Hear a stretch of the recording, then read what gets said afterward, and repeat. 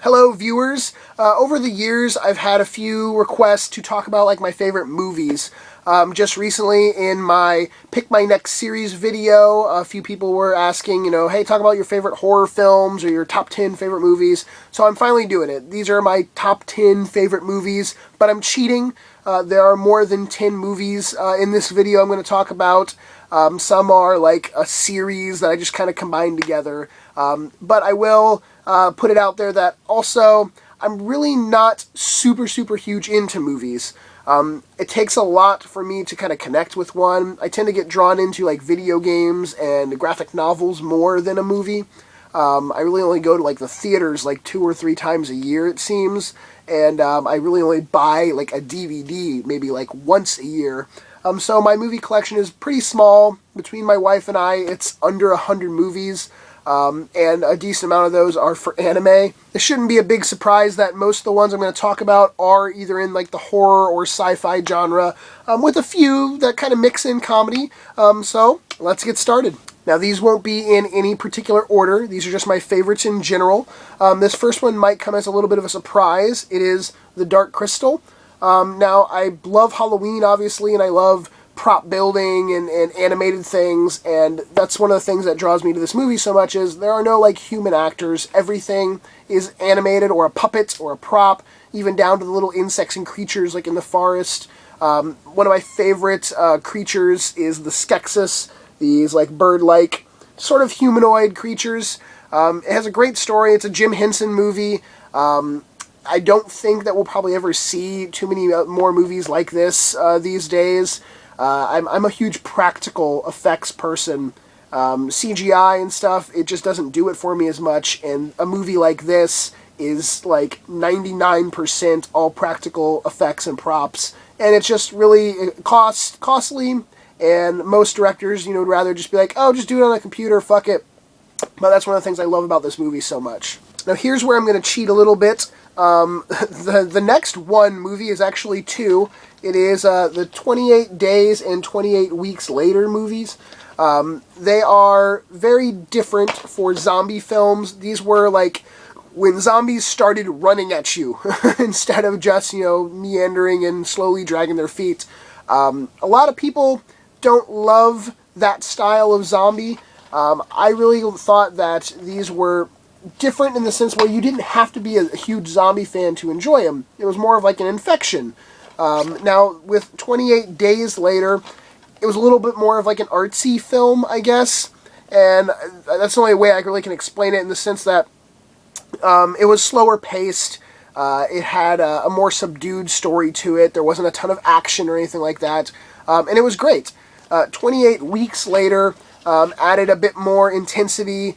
It had some pretty damn brutal scenes in it, and I still think I probably like 28 Days overall better, but 28 Weeks, the intro, like the first, I'm going to take a guess on the time here, but first 10 to 15 minutes of that movie were absolutely amazing. I recommend them. For some reason you haven't seen these films and you're a big zombie fan, these are, pretty damn good. Princess Mononoke, probably my favorite animated film of all time. The first time I watched this, my mom let me rent my movies for the first time on my own. We were at the movie store, and she said, pick out your own movies. And I was like, sweet. So I went to like the cartoon section, and I saw this and one other title. And this one was pretty mature looking, it just looked a little bit more grown up than most of the animated movies I had seen, so that sort of drew me to it. And then the other movie I picked out had like tentacle monsters on the cover. And we went to the counter, and we checked them out. The guy didn't say shit about the other movie, and when we got home, I watched this first, and I absolutely loved it. It was the first time where an animated movie that, I could remember really had, like, amazingly done, story, voice acting, everything. I mean, this had, like, Billy Bob Thornton, Jada Pinkett Smith, Claire Danes, really big named actors doing, the voices for a Japanese animated film. So that was sort of new to me at that time. This was right when I was starting to get into anime heavily.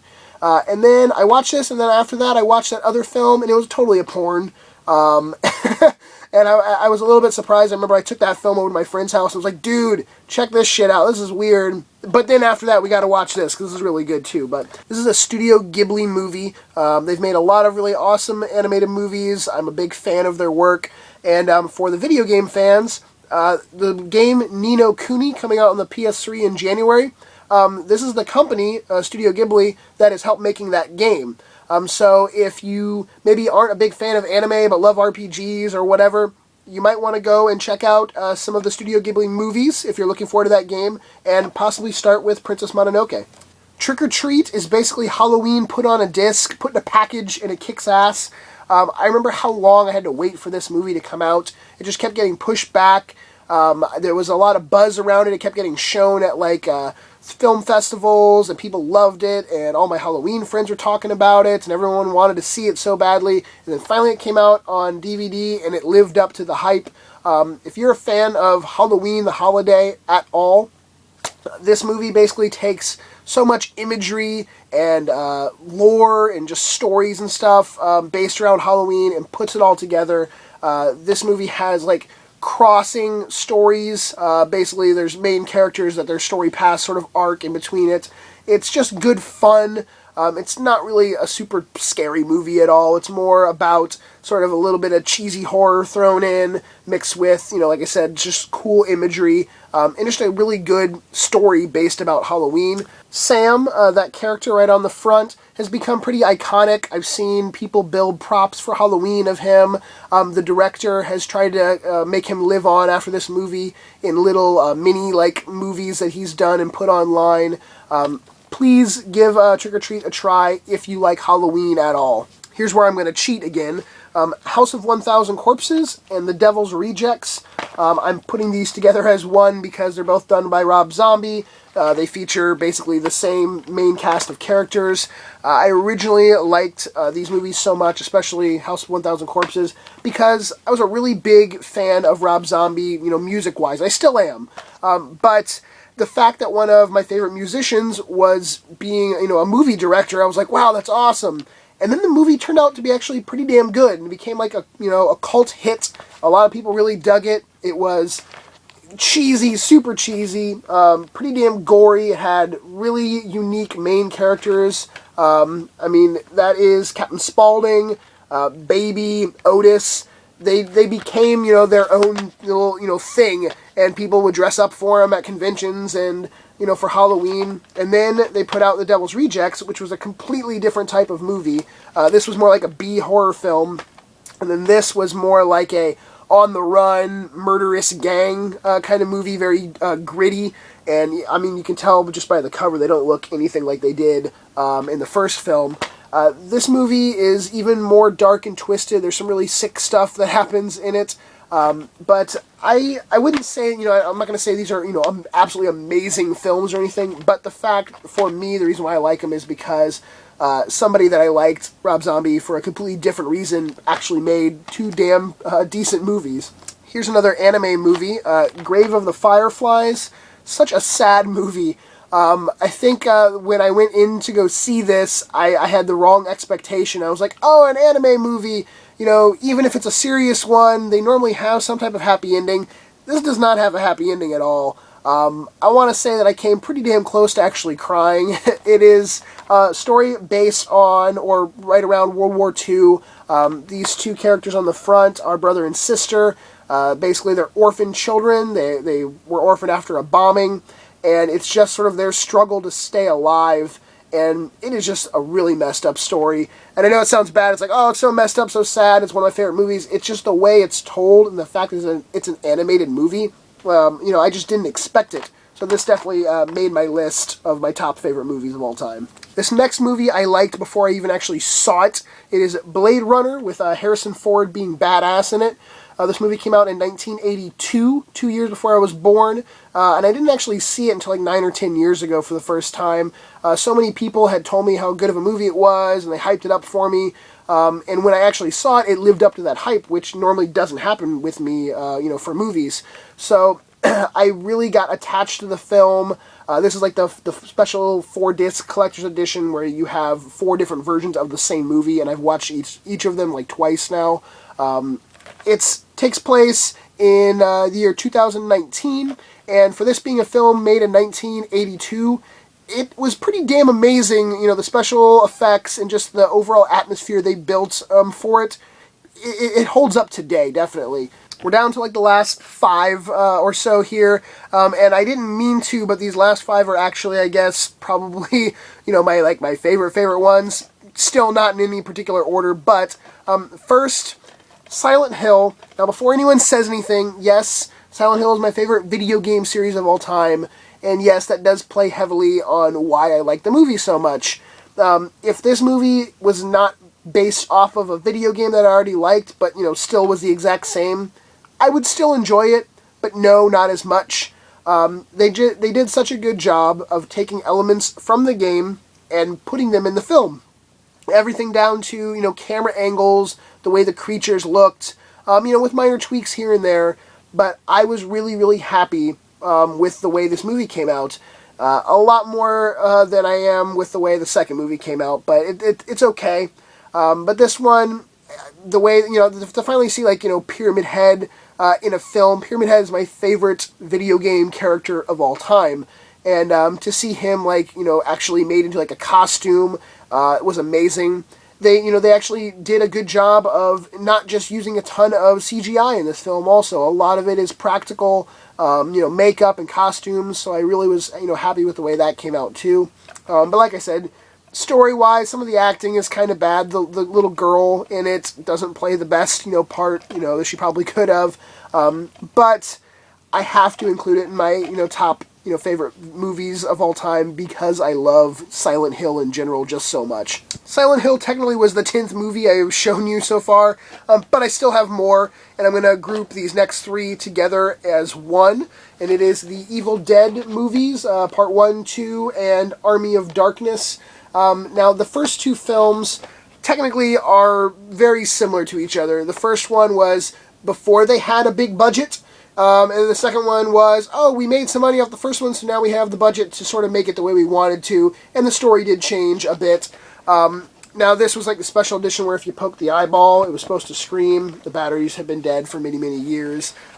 Super cheesy, not realistic blood, way over the top amounts of blood in these films. It's very hard to find a horror fan that hasn't seen these, especially Army of Darkness. Army of Darkness had like the biggest budget. It actually is not my favorite. I would say Part 2 is my favorite, but this one had, you know, all the elements of a major action movie, but still like B quality. It was less of a horror film. They're all very comedic, very, you know, like cheesy, funny. But this was definitely the most comedic of all 3. Evil Dead was one of the first horror movies I ever saw as a kid, and it definitely played a big part into other movies I wanted to see. Even with my Halloween stuff, you know, as a kid, like I wanted to try to build props or do things similar to the way that I saw them in the film. So very influential in my life were the Evil Dead films. I'm down to the final 2, and even though I haven't shown the other ones in any type of order, it's still hard to decide which one to show first. But I think I'm going to go with Beetlejuice. I've seen this movie more than any other movie, probably around 45 to 50 times now. The first time I saw it, my parents and I were watching it at home, VHS tape, and the part where Beetlejuice is on the train set and jumps up and grabs his balls and goes, "Nice fucking model," and honks him like a car horn honks. I thought that was the coolest thing ever. I want to say it was probably one of the first times I really ever heard the word fuck, especially used in a movie. This was rated PG. So my parents probably weren't thinking that a dude was going to grab his cock and balls and say, you know, fuck in it. But I stood up and I did that, and I even made, like, my mom rewind the movie. I don't think that first time, but later on when we would watch it, I'm like, rewind to the ball honking part. That's my favorite. It's, like, been burned into my mind, but it's such a good mixture of comedy and a little bit of horror and just, you know, really, really unique story to it. Part of my Halloween display, the ghost window, I took from this movie. There's one scene where they're walking down a hallway, and they pull open a shutter, and there's this room that has these lost souls that are floating up inside the room, and I love that imagery, and I decided I wanted to make my own, Lost Souls room. Really hard to say this isn't my favorite movie of all time, but the only one that can tie with it is The Thing. The John Carpenter's The Thing, not the original The Thing, the plant monster movie. Still okay, but nowhere near as good as this, in my opinion. I can't think of a movie that has better practical special effects, real special effects, not digital ones, than this film. And what they were able to do with their special effects and like their puppetry and stuff was amazing. It's a creepy ass film. I don't want to say it really scared me the first time I saw it. I saw it pretty young, but it didn't I wasn't afraid to watch it. They put a video game out for The Thing on the PS2, and it actually wasn't too bad. I actually enjoyed it. I've seen this movie a lot, not as much as Beetlejuice, but probably about 20 or 30 times. You can see maybe how beat up the case is. It has some cuts and tears in it. I've taken it over to many friends' houses and said, hey, we need to watch this if you've never seen it, and they always tend to enjoy it after they see it. I don't think I've ever really met anyone that's never at least liked this movie a little bit, if they're a fan of horror. A lot of times I'll tell people, this is one of my favorite movies of all time. They'll go oh yeah, I love that movie myself. So I don't really see another movie topping this for me, because like I mentioned, I think with the first one I showed, with Dark Crystal, we're just not going to get movies with this much practical effects in them probably ever again. It's not cost effective, and it doesn't make sense for directors, and it sucks. But some of the scenes they filmed in this took days to film, one small scene with the puppets and animation that they did, and just the amount of detail of some bodies being torn apart and things coming up out of them blew my mind, and it still does. So it comes down to these two, I guess, as being sort of my favorites, but The Thing wins out a little in the end. I hope you guys enjoyed this. These are my favorite films. Let me know in the comments what your favorite films are. Maybe not, a top 10, but just some of them. And I hope to do more, non-video game Halloween-related videos like this. Probably a music one. Maybe showing off some of my collection of, posters and t-shirts and that kind of crap. And maybe some of my favorite albums of all time. So I will talk to you guys later. Thank you for watching. Peace.